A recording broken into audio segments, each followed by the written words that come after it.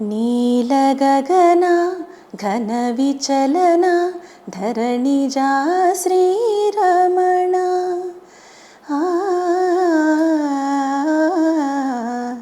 మధురవదన నళిన నయన మనవి వినరా రామా రామ చక్కని సీతకి అరచేత గోరింట ఇంత చక్కని చుక్కకి ఇంకెవరు మొగుడంట రామ చక్కని సీతకి.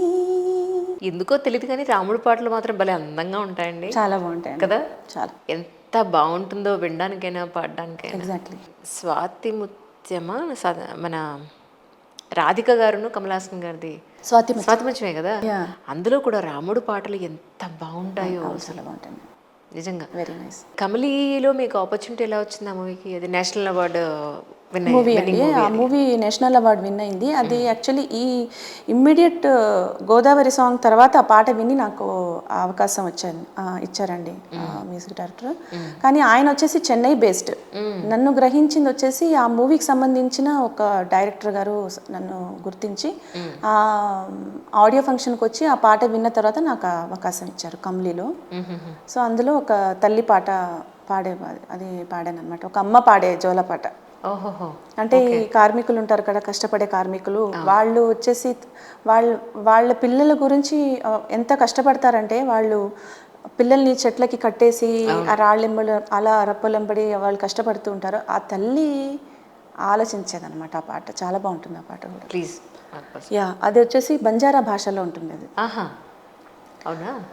అది పల్లె ఎలా వస్తుందంటే, ఆలో ఆలో जो जो आलो बेटा रोई लाड़ेती सिंधी लाई तड़ेती हाई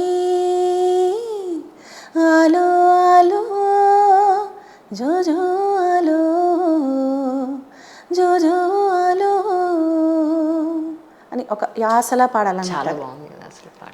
ఆ పాట కూడా చాలా బాగుంటుందండి. అందులో 3 సాంగ్స్ పాడాను, రాముగారితో కలిసి 2, ఇదొకటి సోలో. అంటే మీరు చెన్నైలో ఉండకపోవడం వల్ల ఏదైనా ఆపర్చునిటీస్ అని మిస్ అవుతున్నారు అనిపించింది? డెఫినెట్లీ అనిపించేదండి నాకు. ఎందుకంటే చెన్నైలో ఉంటే మేబీ ఇంకా అంటే మణిశర్మ గారు కూడా చెప్పారు, నువ్వు ఇక్కడ ఉండకూడదు గాయత్రి, చెన్నైకి వస్తే నీకు ఇంకా ఆఫర్స్.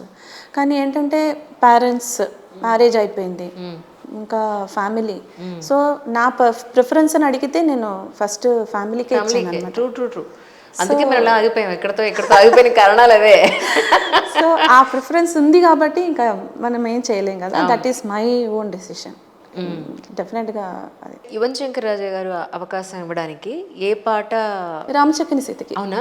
ఆ పాటే ఆయన విని ఆ తర్వాత నేను యాక్చువల్లీ ఇక్కడ ఉన్నాను, ఇక్కడ మన ఆర్ఎఫ్సిలో మాయాబజార్ అనే మూవీకి రికార్డింగ్ వర్క్ చేస్తున్నాను. నైట్ 10 o'clock కాల్ వచ్చింది. So through out the day they were searching for my number actually. ఆయన కాల్ చేసి, ఏంటమ్మా ఎవరు మీ నంబర్ ఇవ్వలేదు, అసలు ఎంత కష్టపడ్డాం, మీ నంబర్ పొద్దుటి నుంచి ట్రై చేస్తున్నాము మీ నంబర్ కోసము, తర్వాత రఘు కుంచె గారు మీ నంబర్ ఇచ్చారు నాకు, కుంచె రఘు గారు ఇచ్చారు అంటే నేను షాక్ అయ్యాను. అసలు నేను తెలియని వాళ్ళే లేరు యాక్చువల్లీ. చెన్నై వాళ్ళకి హైదరాబాద్ అందరికీ తెలుసు, బట్ ఐ డోంట్ నో ఎందుకు అలా జరిగింది అనేది నాకు తెలియదు. బట్ సమ్హౌ వాళ్ళు వెతికి పట్టుకొని ఇప్పుడు ఇమ్మీడియట్గా రండి మీకోసం వెయిట్ చేస్తున్నాము రామానాయుడులో. సో ఇమ్మీడియట్గా నేను వెళ్ళి, నేను పాడే టైం నైట్ 12 o'clock అది. వెంకటేష్ గారు, కార్తిక్ గారు, సార్ యువన్ సార్ రాలేదు, అసిస్టెంట్ వాళ్ళందరూ ఉన్నారు. ఆయన అప్పటికే వెళ్ళిపోయారు, లేట్ అయిపోయిందని. సో నేను వెళ్ళి 12 o'clockకి నేను రికార్డ్ చేశాను.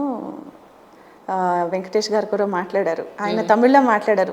நான் తమిళ్లో మూవీ பண்ணலான்னு இருக்கேன், நீங்கள் என்ன சொல்கிறீங்க அப்படின்னு. అంటే తమిళ్లో మూవీకి చేయాలనుకుంటున్నాను, మీరేమంటారు అని అడిగారు. నేను షాక్ అసలు. వెంకటేష్ గారు ఆయన నాతో మాట్లాడడం ఏంటి అసలు కలలా ఉందే ఇది అసలు అనుకున్నాను నేను. తమిళ్ మాట్లాడతారు ఆయన? ఇంత బాగా మాట్లాడారు తమిళ్ కూడా. So happy. ఆ రోజు నైట్ అంతా రికార్డింగ్ అంతా అయిన తర్వాత వెళ్ళారు ఆయన. So nice. హీస్ కార్తిక్ కూడా చాలా ఆయనే టేక్ తీసుకున్నారు, కార్తిక్ గారే టేక్ తీసుకున్నారు. ఓకే. సో ఆయన దగ్గరుండి ఓకేనా గాయత్రి, ఓకేనా గాయత్రి, ఓకేనా అని చెప్పేసి అన్ని టేక్స్ అన్ని తీసుకున్నారు. ఏ పాట మేము తెలుసుకోవచ్చా? ఒకసారి ప్లీజ్. నా మనసుకి ప్రాణం పోసి నీ మనసుని కానుక చేసి నిలిచావే ప్రేమను పంచి హో ఓ అందంగా నన్నే పొగిడి అటుపైన ఏదో అడిగి మది గది తెరచి పక్కే పరచి ఉన్నావు లోకం మరిచి నా మనసుకి ప్రాణం పోసి నీ మనసుని కానుక చేసి నిలిచావే ప్రేమను పంచి హో ఓ. ఒకనకప్పుడు జానకి గారు చంటి పిల్ల వాయిస్ దగ్గర నుంచి 70-80 ఏళ్ల పెద్దావిడ వాయిస్ దగ్గర నుంచి ఏ ఎక్స్ప్రెషన్ ఇచ్చినా, ఏ రసం ఆవిడ వాయిస్లో పలికించినా కదలకుండా ఎలాంటి ఎక్స్ప్రెషన్ లేకుండా పాడేవారట. అవును. అలాగా మళ్ళీ నేను మిమ్మల్ని చూసిన ఆ ఫేస్ లో ఎక్స్ప్రెషన్స్ భయంకరంగా మారిపోతుంటాయి.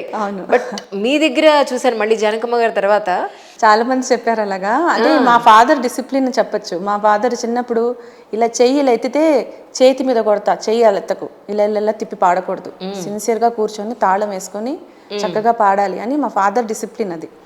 ఇప్పుడు అలా పాడితే అందరూ తిడుతున్నారు, ఎందుకు కదలకుండా పాడుతున్నావు, కదలాలి కదా. ఇప్పుడు ట్రెండ్ మారింది, బట్ మనం ట్రై చేసినా మనకి చిన్నప్పటి నుంచి మనకి అలవాటు అయిపోయింది. పెద్దవాళ్ళు డిసిప్లిన్ ఇచ్చేసారు. పాట కాన్సన్ట్రేషన్ ఫుల్ సాంగ్ మీద ఉంటుంది. సో నేను కదిలినా కూడా నాకు ఇది వేవ్ లెంత్ అది దెబ్బతింటుందని నేను అసలు సాంగ్ మీదే కాన్సన్ట్రేషన్ అనమాట.